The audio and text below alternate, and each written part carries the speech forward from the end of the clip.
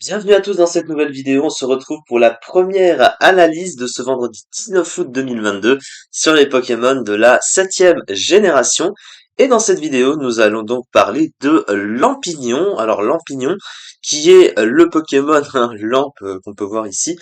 Alors du coup, on va voir ce que ça donne en stratégie. Donc c'est l'évolution de Spododo qu'on peut voir juste là. Avec ce petit Pokémon tout mignon. Bon, aussi un peu moche, c'est vrai qu'il ressemble un peu à rien ce truc.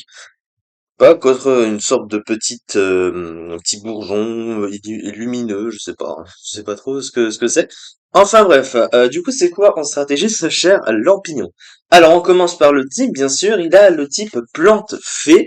Alors plante fée, défensivement c'est un type qui est plutôt sympathique parce qu'il a beaucoup de résistance, parce que l'avantage, c'est que le type plante a de bonnes résistances, même s'il y a bien sûr des faiblesses gênantes quand même. Il a 5 faiblesses, donc dont une double au type poison.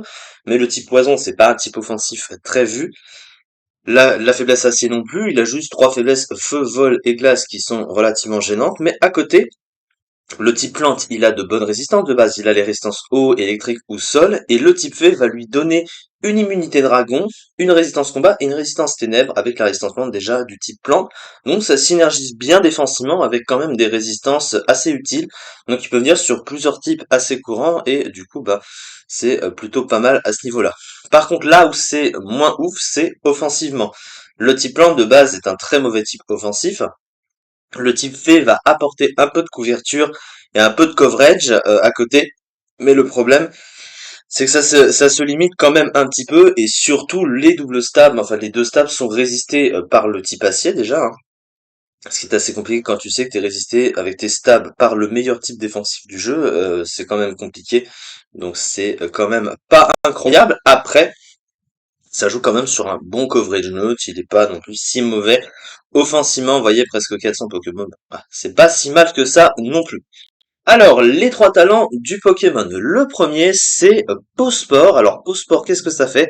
Si le Pokémon prend une attaque de contact, il a 30% de chance d'infliger un statut à l'adversaire. Ça peut être soit le poison, soit la paralysie, soit l'endormir. Donc, c'est situationnel, mais ça peut fonctionner dans certains cas. Le problème étant que ce Pokémon n'est pas très bulky, et donc il a besoin de tanker plusieurs coups parfois pour que le talent se déclenche.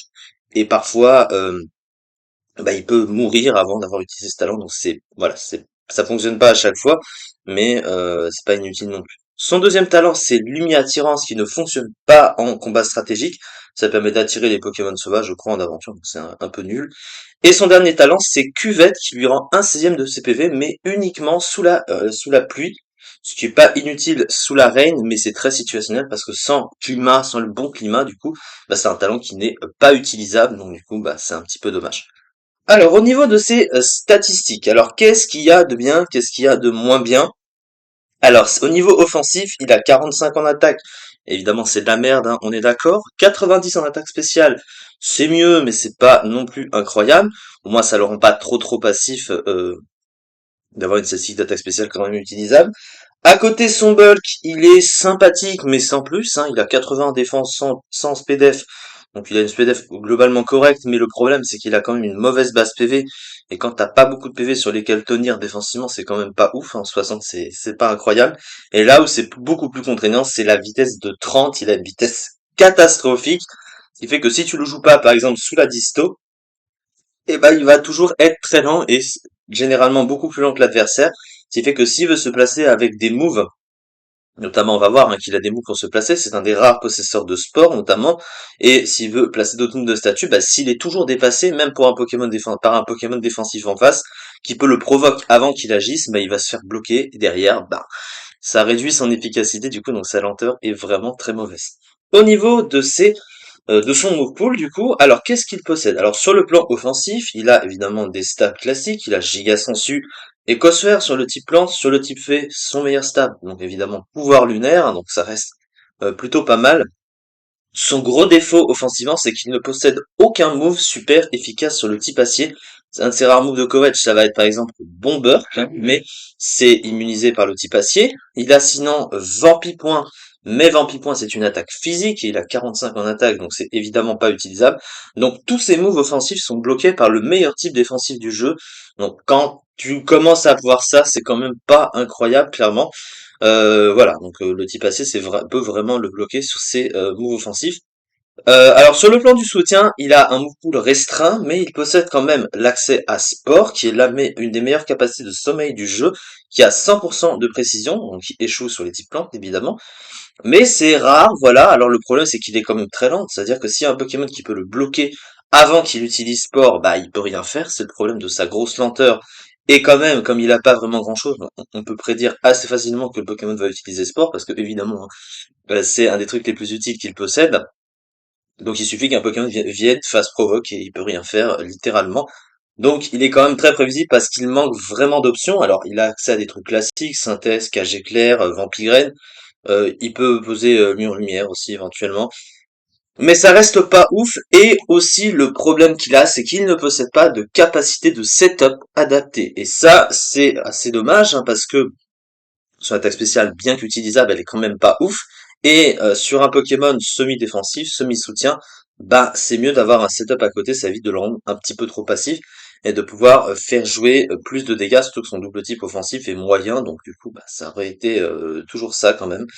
Donc c'est vraiment dommage qu'il n'ait pas non plus de setup, il a pas plénitude par exemple, donc voilà, c'est vraiment dommage, il manque d'options ce Pokémon, il est trop prévisible et les stats sont pas suffisantes et en plus il est tellement lent, ça a compliqué son placement sur le terrain, donc vraiment, ça c'est dommage. Alors sa fiche stratégique, de bonnes statistiques défensives et une attaque spéciale exploitable, un bon pool de soutien comprenant sport et sa très bonne attaque signature Vol Force. Alors oui, Vol Force, du coup, je n'ai pas mentionné cette attaque. Oui, parce que je t'étais passé devant. Alors Vol Force, en gros, bah, c'est une attaque qui va se servir des points de vie de l'adversaire et baisser son attaque en même temps, là, ça baisse son attaque d'un cran et ça vous redonne des points de vie en fonction de la stat d'attaque de l'adversaire. Si c'est par exemple booster son attaque à fond, bah, vous récupérez plus de PV, hein. Voilà, c'est un peu le principe, donc c'est correct. Voilà, donc du coup, c'est ça. Un double type, donc mauvais offensivement et médiocre défensivement, des talents situationnels, mauvaise PV et une vitesse abyssale. Ce Pokémon est donc dans le pire tiers du jeu. Il est évidemment en ZU, pas si mal classé en ZU, cela dit, il est 22e, hein, un peu plus de 9%, 9,29%, mais évidemment dans le pire tiers stratégique du jeu. C'est évidemment moins bien, hein, quand même. Quand tu vois que tu as l'Immonde et Altaria, hein, qui sont mieux classés que lui, c'est que tu comprends qu'il y a un petit souci quand même dans ta vie.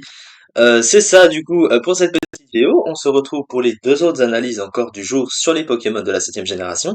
Merci beaucoup de m'avoir suivi et à très vite pour la suite.